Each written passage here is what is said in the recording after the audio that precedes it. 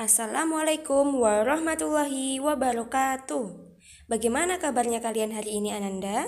Semoga semua dalam keadaan sehat walafiat. Amin. Hari ini berjumpa lagi dengan Bu Mei pada pembelajaran kemuhammadiyahan. Sebelum kita memulai pembelajaran kita pada hari ini, mari kita bersama-sama membaca basmalah. Bismillahirrahmanirrahim. Hari ini kita akan belajar mengenai sejarah kemuhammadiyahan. Disimak ya video pembelajaran berikut ini. Hari ini kita akan mempelajari mengenai sejarah Muhammadiyah. Pertama, kita akan mempelajari terlebih dahulu sejarah berdirinya Muhammadiyah. Yang pertama, Muhammadiyah didirikan di Kampung Kauman, Yogyakarta oleh Kiai Haji Ahmad Dahlan. Muhammadiyah didirikan pada tanggal 8 Zulhijjah 1330 Hijriah atau 18 November 1912 Masehi. Muhammadiyah berasal dari bahasa Arab Muhammad dan mendapat tambahan ya nasbiyah yang artinya adalah pengikut Nabi Muhammad SAW. Selanjutnya yaitu kita belajar mengenai sebab-sebab Muhammadiyah berdiri. Ada dua sebab, yaitu sebab internal dan sebab eksternal. Yang pertama yaitu sebab-sebab Muhammadiyah berdiri. Yang pertama adalah sebab internal atau sebab dari dalam. Yang pertama yaitu adanya ketidakmurnian ajaran Islam yang masih terpengaruh dengan keyakinan dan budaya dari luar Islam yang tidak sesuai dengan Al-Quran dan Sunnah, sehingga mengakibatkan didirikannya Muhammadiyah. Yang kedua yaitu lembaga pendidikan Islam pada saat itu belum dapat menyiapkan generasi yang siap sebagai khalifah Allah di bumi, sehingga terdapat dua sebab internal, yaitu masih adanya ketidakmurnian ajaran Islam yang masih mengikuti ajaran nenek moyang, dan kedua, belum tersedianya lembaga pendidikan Islam yang siap sebagai khalifah Allah di bumi. Selanjutnya yaitu sebab eksternal, sebab dari luar berdirinya Muhammadiyah. Yang pertama yaitu semakin gencarnya kristenisasi pada masyarakat. Jadi semakin banyaknya masyarakat diajak atau diminta untuk masuk ke ajaran Kristen, sehingga menyebabkan didirikannya Muhammadiyah. Yang kedua yaitu penjajahan terhadap bangsa Indonesia yang dilakukan oleh bangsa lain. Yang ketiga yaitu pengaruh pemikiran tokoh-tokoh pembaruan Islam dan tokoh-tokoh kebangsaan mengenai ajaran Islam, sehingga menyebabkan didirikannya Muhammadiyah. Lalu setelah didirikannya Muhammadiyah ini memberikan pembaruan di berbagai bidang.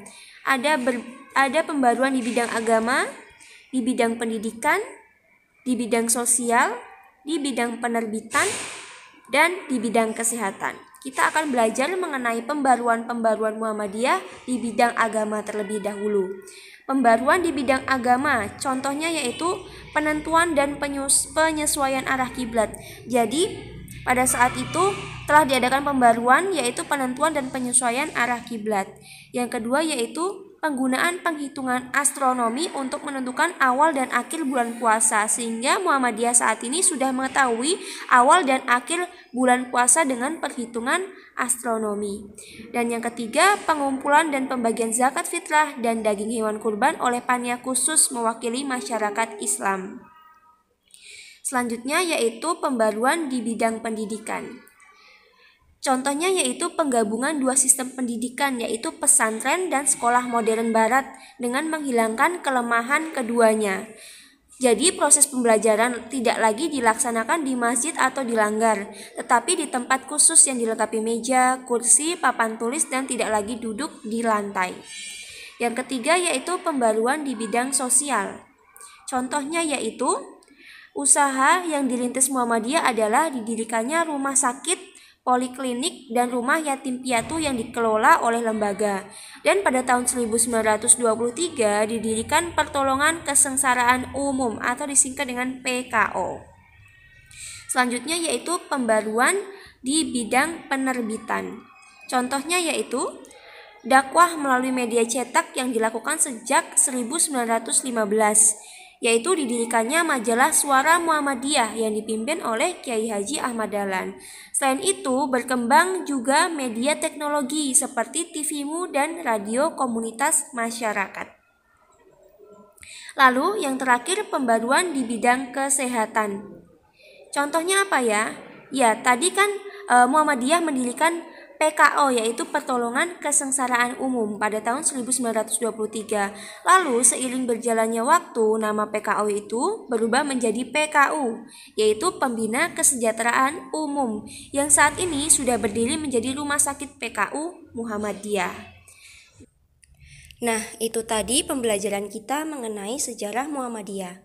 Kita sudah belajar mengenai sejarah berdirinya Muhammadiyah, sebab-sebab berdirinya Muhammadiyah, dan pembaruan yang telah dilakukan oleh Muhammadiyah.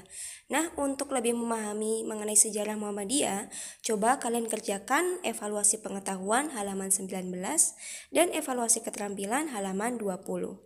Sekian pembelajaran dari Bu Mei. Bu Mei tutup dengan bacaan Alhamdulillah bersama-sama. Alhamdulillahirabbil alamin.